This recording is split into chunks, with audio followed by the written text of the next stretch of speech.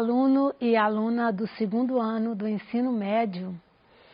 Meu nome é Maria Alice, eu sou professora de língua portuguesa e hoje nós vamos falar sobre o relato pessoal. Mas antes, eu gostaria também de dar as boas-vindas para a Vânia, que está aqui hoje com a gente, a intérprete, e vai nos acompanhar aí nessa aventura que é estudar sobre o relato pessoal. Vamos lá?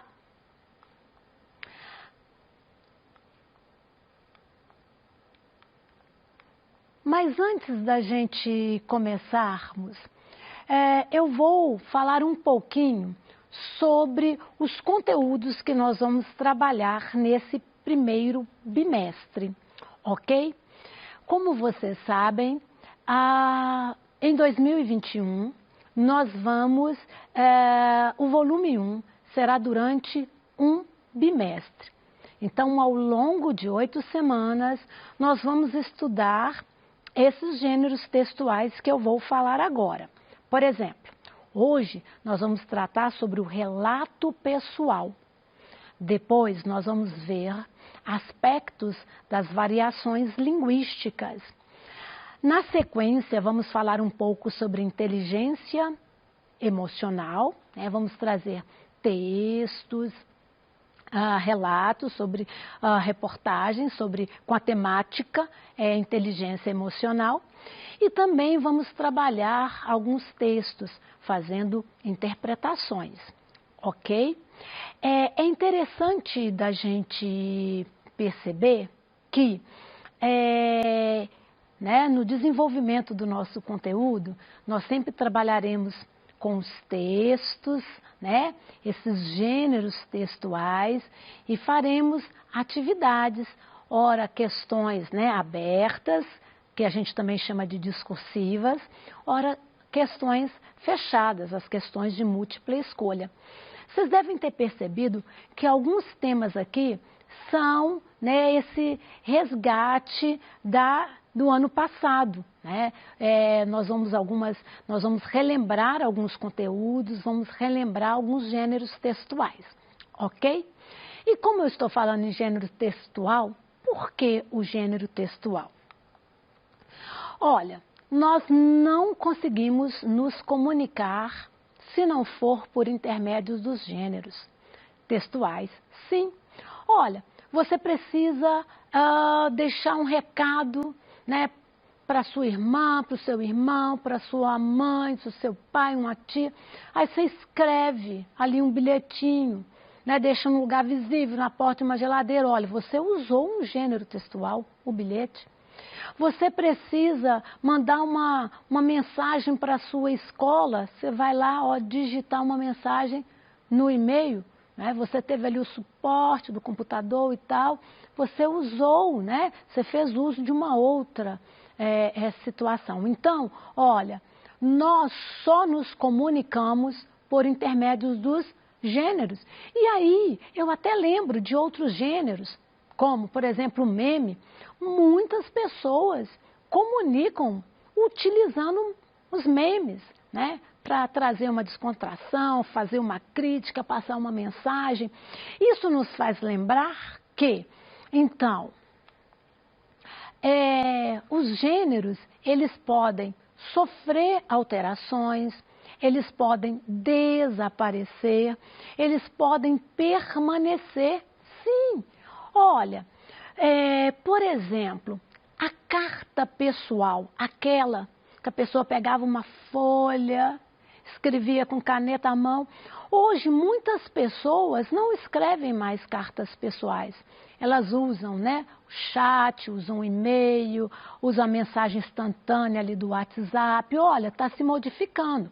A carta pessoal ainda existe, mas as pessoas usam menos. O meme, por exemplo. O meme não existia no século XVIII. Olha, é um gênero bem atual.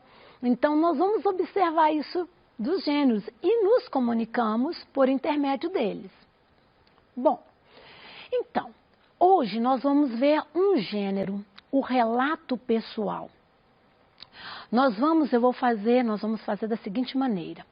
Primeiro eu vou ler esse relato pessoal e depois nós vamos fazendo algumas observações a respeito desse gênero, né, para a gente ver as características, né, a função. Então vamos primeiramente à leitura.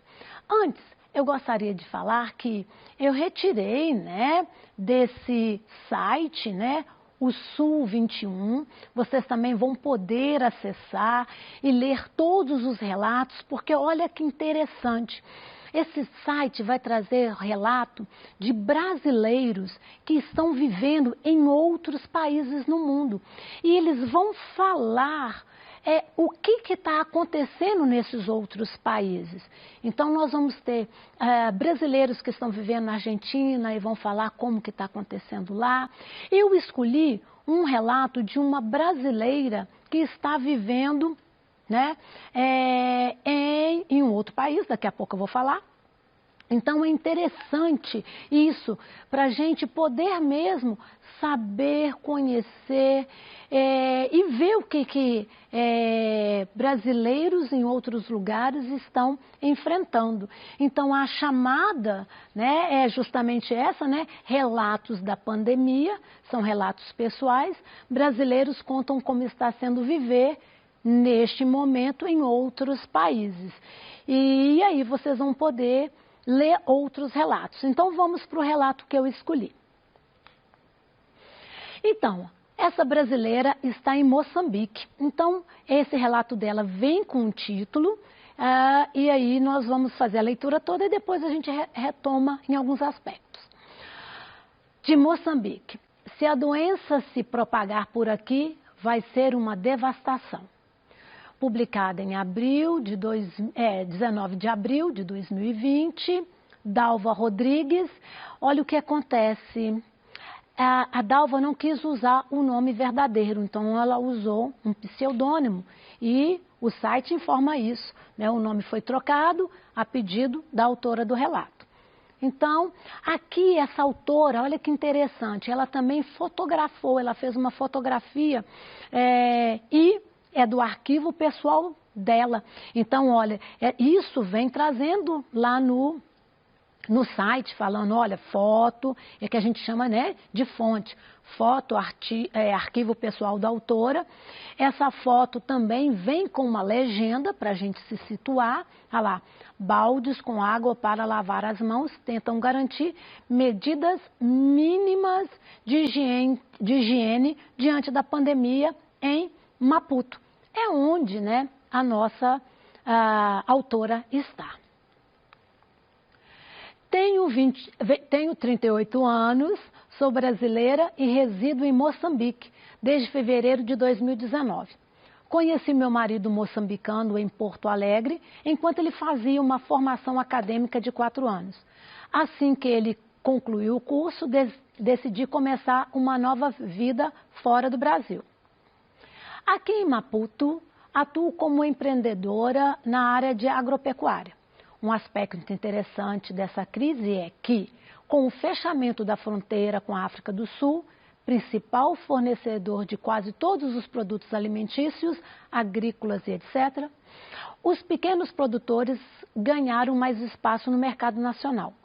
Moçambique depende diretamente da África do Sul porque não incentiva a produção nacional. Aqui quase tudo que consumimos é importado. Moçambique é um país pobre, cuja economia gira em torno do comércio informal. Então, as pessoas trabalham para comer no mesmo dia. Com o avanço da epidemia, proibiram as vendas nas ruas, fecharam os locais de consumo de bebidas alcoólicas, proibiram a aglomeração. Porém, quem trabalha nesses setores não recebeu nenhum tipo de subsídio governamental, causando um desconforto generalizado. As pessoas estão bem preocupadas com uma possível disseminação da doença por Moçambique, pois o nosso sistema de saúde não irá comportar, vai colapsar. Temos somente 26 respiradores em todo o país, com quase 30 milhões de habitantes. Os médicos estão trabalhando sem equipamentos de proteção individual. Estimamos que, se a doença se propagar por aqui, vai ser uma devastação total, devido às condições socioeconômicas das camadas mais baixas da população. Enquanto no mundo todo se diz para lavar as mãos com água e sabão, aqui quem não tem sabão usa cinza.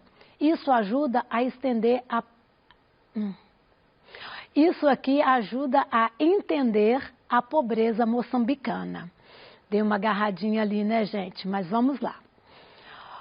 Olha, como eu havia mencionado a vocês, o relato pessoal é uma modalidade em que essa pessoa, esse autor, vai narrar um acontecimento marcante da sua vida. Aqui no caso nós temos a autora vivendo em um outro país, numa situação muito complicada.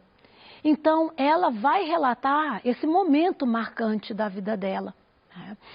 E nós vamos ver que é um texto que nos emociona, né? Traz esses sentimentos do autor que acaba também nos contaminando. Então nós nos sentimos sensibilizados ao lermos.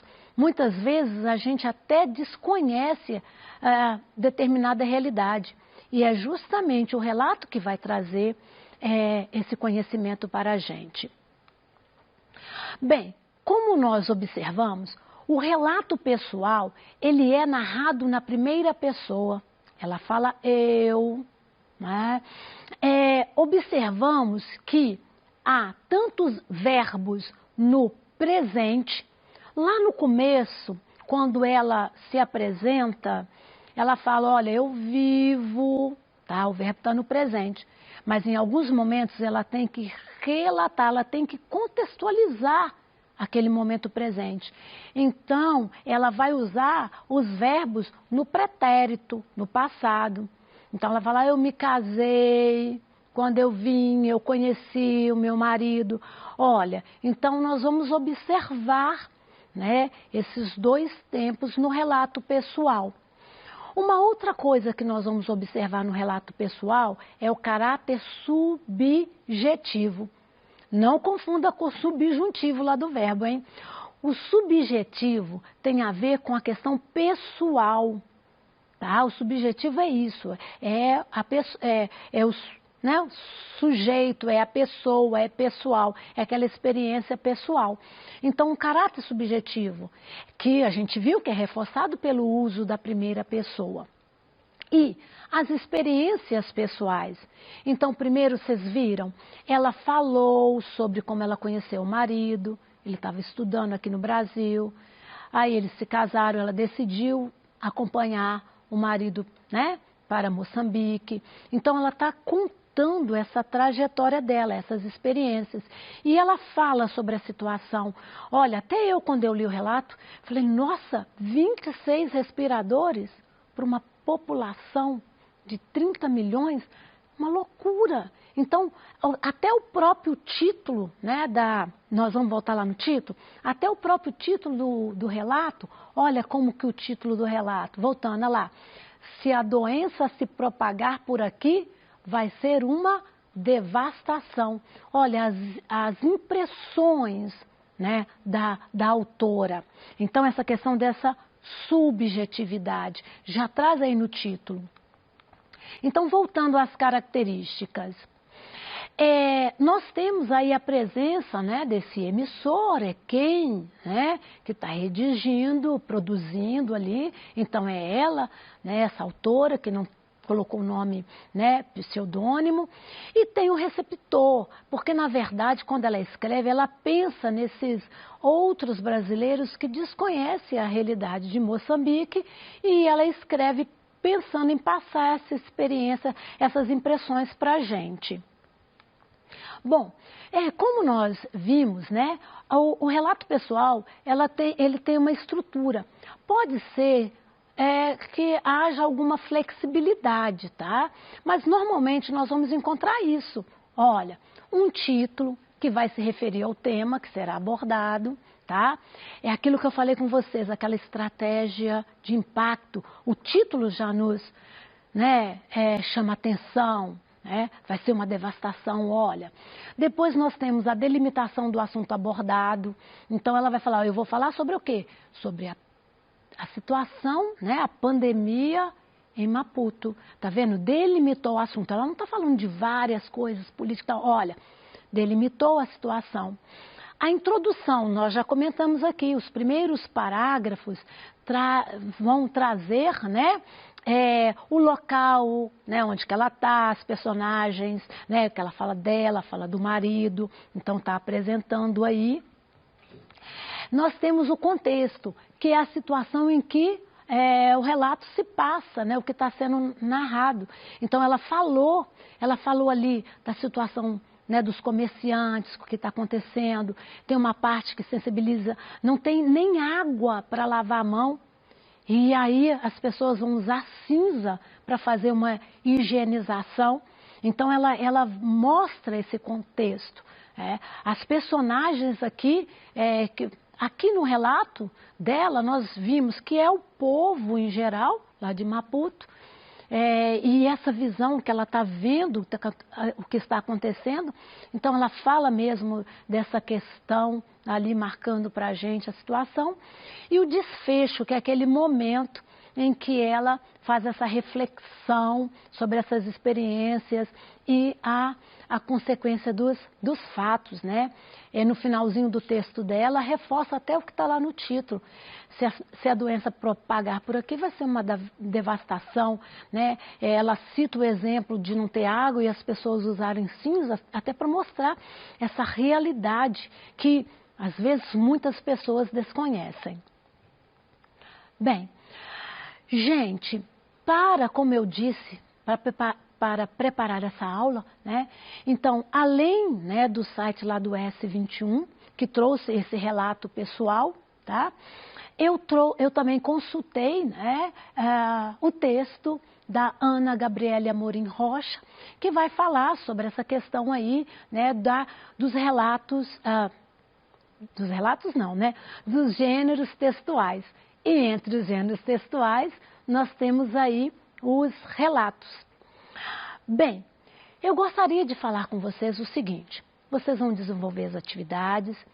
Em caso de dúvida, não esqueçam, nós temos o Se Liga, no Tira Dúvidas, ao vivo. Então, se você estiver lá lendo, né, as suas semanas, teve dúvida, liga para a gente. Vamos tirar a sua dúvida ali ao vivo, né? E é interessante também que vocês voltem lá, né, no site do Sul 21, né, S21, e leiam os outros relatos desses brasileiros que estão em outros países e o que eles estão vivendo por lá. É muito interessante, principalmente para a gente conhecer essa realidade. E também eu convido vocês a também ter um caderno, relatem também as experiências que vocês estão tendo. É interessante, porque o relato ele vai servir para a gente dividir, compartilhar a nossa visão, né, de mundo, o que nós estamos experimentando. Então, é interessante também, fica aqui o convite para que você também faça um relato pessoal falando da sua experiência, ok? Bem, eu aguardo vocês na próxima aula, que vocês tenham uma boa semana e nos encontramos.